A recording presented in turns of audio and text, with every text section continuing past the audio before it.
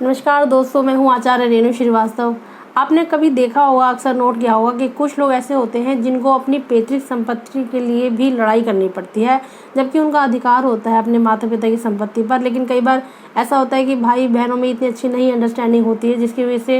ये मामला कोर्ट कचहरी तक चला जाता है दोस्तों। तो ये वो लोग होते हैं जो उत्तरा भाद्रपद में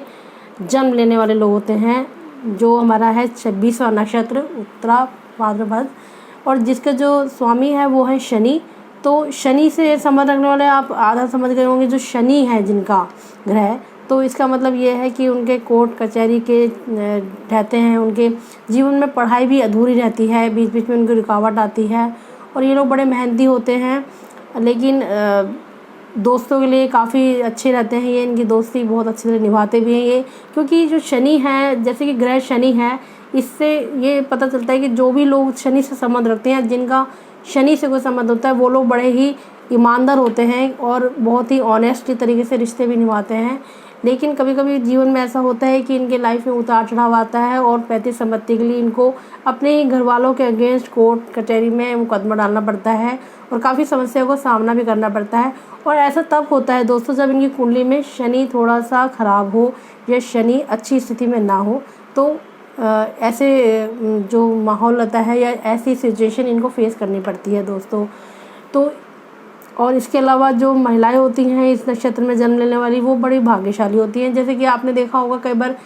शादी के बाद भाग्य उदय होता है, पति की नौकरी अच्छी लग जाती है या घर में अच्छे हालात हो जाते हैं किसी विवाह के बाद, कि अक्सर लोग कहते थे कि बहू का पैर अच्छा आया है, जो भी है। तो इस तरह से जो भी होते हैं, वो लड़कियां जो होती हैं, जो इस नक्षत्र में जन्म लेती हैं, वह लड़कियां होती हैं।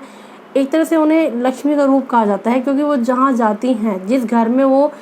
विवाह करके जाती हैं, उस घर में लक्ष्मी का आह्वान होता है दोस्तों। तो लड़कियां जो होती हैं वो बड़ी भाग्यशाली सी होती है, भाग्यशाली के दूसरों के लिए भाग्यशाली होती हैं, और उनका किसी घर में जाना या उनका विवाह के बाद जो जीवन स्तर है वो काफ़ी अच्छा हो जाता है। तो इसी तरह कुछ अच्छी बातें भी होती हैं इस नक्षत्र में और कुछ ख़राब बातें भी होती हैं। तो शनि इसका ग्रह है, तो इसलिए रेमेडीज़ मैं इनको ये बताऊंगी कि जिनके जीवन में, जिनकी कुंडली में शनि थोड़ा ख़राब है या गड़बड़ है, उनको शनि की पूजा करनी चाहिए, पीपल के पेड़ पे दिया जलाना चाहिए और गरीबों को खाना खिलाना चाहिए हर शनिवार को। चाहे तो वो सरसों का तेल को दान भी कर सकते हैं, जैसे कि आपने देखा होगा कि अक्सर ऐसे लोग करते हैं। और इसके अलावा वो अपने घर में एक शमी का पौधा लगा सकते हैं बाहर, जैसे कि हम तुलसी का पौधा लगाते हैं, इसी तरह शमी का पौधा भी बाहर लगा सकते हैं, दरवाजे के बाहर, मेन गेट के बाहर लगा सकते हैं, जिससे थोड़ी सी पॉजिटिव वाइब्स होती है, घर में सुख शांति होती है। जो भी व्यक्ति इस नक्षत्र में जन्म लेता है और उसका घर परिवार या घर में पुरुष को ज़्यादातर समस्याओं का सामना करना पड़ता है, तो वो इसको लगाएगा तो उसके घर में थोड़ी सुख शांति या क्लेश की संभावनाएं कम हो जाती हैं दोस्तों। तो ये जो नक्षत्र है ये शनि से प्रभाव रखता है। और शनि की और भी रेमेडीज़ हैं, क्योंकि जो भी नक्षत्र होता है वो उनके जो, जैसे कि मैं आपको बताती हूँ अपनी वीडियो में, कि उनके स्वामी होते हैं, जिस भी स्वामी से वो संबंध रखता है, उसी के प्रभाव, उसी के तरह की पॉजिटिव और नेगेटिव चीज़ें उनके जीवन में आती हैं। शनि को जैसे कि हम मानते हैं कि ये अच्छा नहीं होता है, या शनि की दशा अच्छी नहीं होती है, या शनि का प्रभाव अच्छा नहीं होता, तो इन लोगों को थोड़ा सा सावधान रहना पड़ता है और इनको ज़रूरत होती है कि थोड़ा गरीबी से ये ऊपर उठते हैं। लेकिन मेहनती लोग होते हैं, क्योंकि शनि मेहनत भी करवाता है, मेहनती होते हैं, ईमानदार होते हैं, दोस्तों के लिए बड़े ही अच्छे सहायक भी होते हैं ये लोग।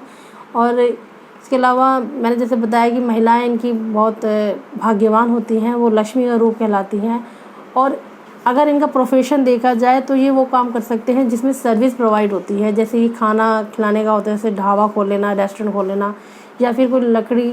जूते को काम करना, या कुछ चमड़े का काम करना, जैसे लेदर गारमेंट्स आपने सुना होगा।